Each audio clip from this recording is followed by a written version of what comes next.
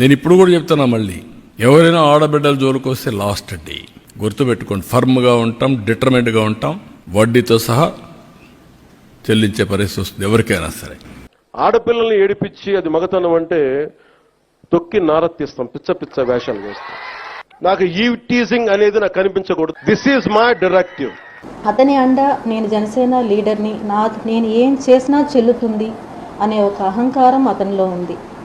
ఈరోజు జరిగిన విషయం, నేను హాస్పిటల్ నుంచి ఇంటికి వచ్చిన వెంటనే మీడియాకి అది వైరల్ అయిన తర్వాత ఫోన్ చేసి మా చిన్నబ్బాయికి ఎలా బెదిరిస్తున్నాడంటే, రా నిన్ను చంపేస్తాను నేను, ఎక్కడున్నా మీరు అని చెప్పి బెదిరిస్తున్నాడు. ఈరోజు నా సిచ్యువేషన్ ఏమంటే, అతనికి నేను డబ్బులు ఇచ్చి నా పిల్లల భవిష్యత్తు నేను ఏమీ చేయలేకపోతున్నాను. వాళ్ళకి నేను నా డబ్బులు నాకు కావాలని పోరాటం చేస్తుంటే అతను బెదిరిస్తున్నాడు. దయచేసి అందరూ నాకు సాయం ఉండి నా డబ్బులు నాకు వచ్చేలాగా చేయండి సార్.